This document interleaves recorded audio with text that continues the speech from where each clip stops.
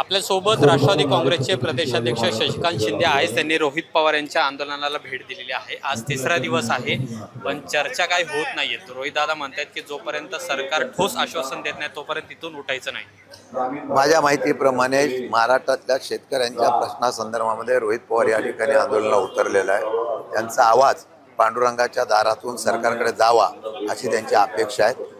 मला वाटतं की आज तिसरा दिवस आहे.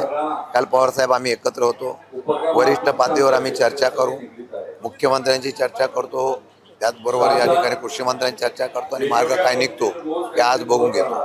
पण तुम्हाला वाटते शक्य आहे सरसकट कर्जमाफी देणं? कारण की मुख्यमंत्री म्हणतात की जी कर्जमाफी दिलेली आहे ती शेतकऱ्यांना योग्यच आहे आणि शेतकरी सुद्धा समाधानी आहे. नाही, काही नियम नीती आम्ही म्हणतोय असं नाहीये. सामान्य शेतकऱ्यामध्ये नाराजीचा सूर आहे की आम्ही नियमित कर्ज भरतो, त्याला 50,000 कसे द्यायचे.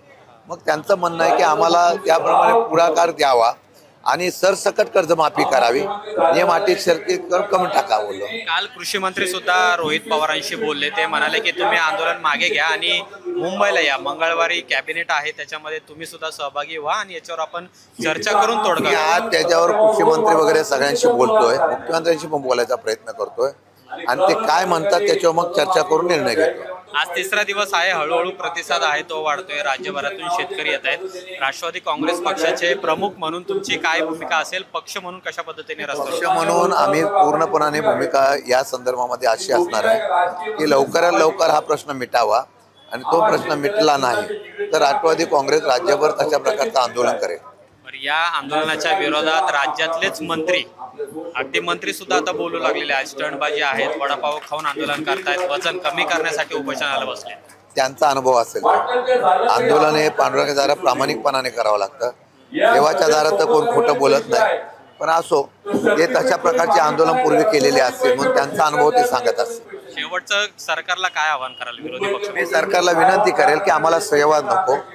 बरे राज्याच्या मुख्यमंत्री आणि त्यांच्या सरकारने संवाद घ्यावा, परंतु हा प्रश्न मार्गी निघावा जेणेकरून या प्रश्नातून आम्हाला सामान्य जनतेच्या ज्या अपेक्षा आहेत शेतकऱ्यांच्या त्या पूर्णत्वास जाईल. आता सध्या बघितलं असेल निनोचं वादळ येत आहे आणि त्यामुळे येणाऱ्या काळामध्ये फार मोठा दुष्काळी परिस्थिती निर्माण होईल.